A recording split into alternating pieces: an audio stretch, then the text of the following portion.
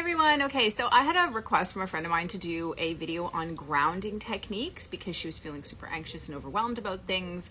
So this is for you if you want to learn how to ground yourself, to bring yourself back to the present moment. That's the idea of what grounding is.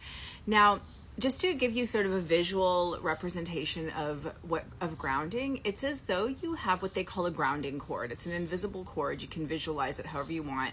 And it's the idea that it's coming through maybe your feet, or if you're into chakras, through your root chakra, and it's going down into the earth's energy, and it's pulling the energy up and bringing it back to you. So it's making you feel present in this moment, as opposed to you ruminating on the past, the future, something you said that you can't take back, like 100 things that are outside of your control. It's allowing you to feel like, okay, I'm here, I'm alive. Like today is great. I'm just gonna, do this as I move forward. Everything is perfect because I am here now. It's the power of now, right? Eckhart Tolle. So there are 9 methods. I know 9 is a lot, but because there are so many people feeling overwhelmed and anxious, and I decided to do this outside, links to grounding and all that. Because there are so many people feeling anxious, 1 out of the 9 might resonate with you, and that to me is like win-win, okay?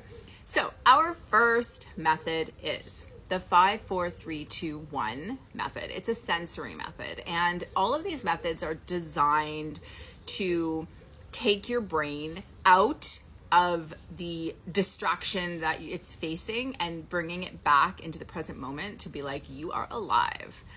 And here is the 5, 4, 3, 2, 1 method. Number 1, you focus on 5 things that you can see, so you can list them, you can say them to yourself. Then you focus on 4 things that you can touch. You can really do this in order with any of the senses, but you focus on 3 things you can hear, and 2 things you can smell, and 1 thing you can taste. And that allows you to sort of be present in this moment. It's like a mindful thing. Number 2 is box breathing, which if you haven't taught this to any of your kids yet, you definitely must do that, because breathing, it's scientifically proven to release anxiety and overwhelm. So box breathing is when you breathe in like a box, right? So you breathe in for 4 for a count of 4, right? It's the one corner of the box. You hold for a count of 4. You breathe out for a count of 4, and you hold again for a count of 4, okay? And that, of course, just calms down your parasympathetic nervous system and takes you out of that fight or flight mode that you might be experiencing. Number 3 is body awareness. This is also known as progressive muscle relaxation.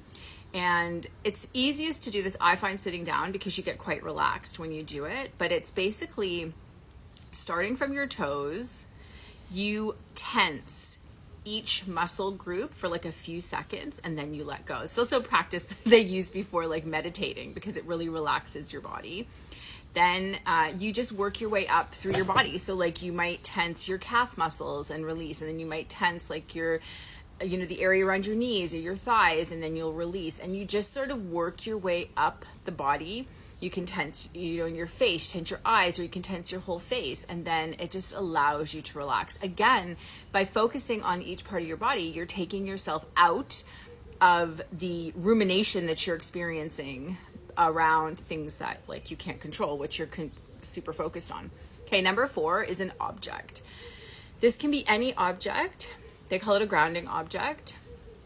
Basically, you hold a small object like a stone, piece of fabric, stress ball, something like that, and you focus on the texture. It's okay, like how would you describe the texture?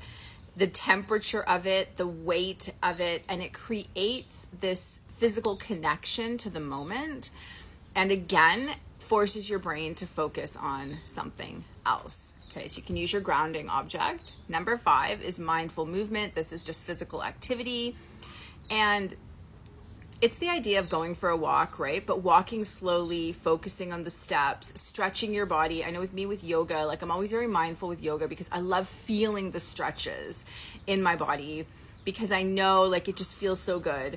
And you could do some jumping jacks. If you do go for a walk, a really fun one to try is the rainbow walk. The rainbow walk just means that it's similar to 5, 4, 3, 2, 1. You're looking for something that's red, and then something that's orange, and then something that's yellow. So you go through the colors of the rainbow and you have to try and look for some. That's a really fun one to do with kids if you ever take them on a walk, or even your friend. Okay, number 6 is also a great one to do with your friend. If your friend is getting really anxious, it's the categories game. So you pick a topic and you just both have to start listing things that fit into that topic. So it takes your friend out of what they're freaking out about and puts them into the present moment. And I know it like it seems like okay, silly, but again, that's why I've got so many, because hopefully one resonates with you.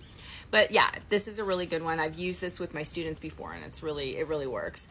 Number 7 is temperature change, physical reset, hence cold plunge. So splashing cold water on your face, holding an ice cube, drinking a cold glass of water, like a sudden temperature change, jumping in a pool if you've got one. A sudden temperature change can help snap your body out of, what it's panicking about or what it's really anxious about. And it will allow you, once you've calm down, to now actually sit and analyze, okay, why am I anxious? What am I stressing about? Can I journal about it? What could I do to help myself solve the situation? Or, how can I reframe the thoughts, that sort of thing. And okay, number 8 is a mantra or affirmation. And this again goes with tapping. If you haven't done any tapping videos and you're an anxious person, I would highly recommend it.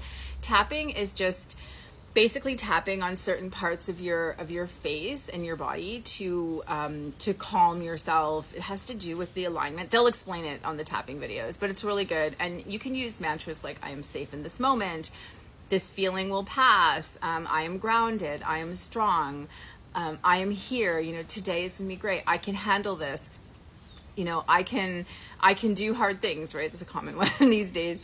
So saying it aloud or in your head can kind of reinforce that. And then number 9, last one, is just describing your surroundings. Notice a lot of these are just like speaking about something else that's going on in the present moment. That is a very big method of grounding.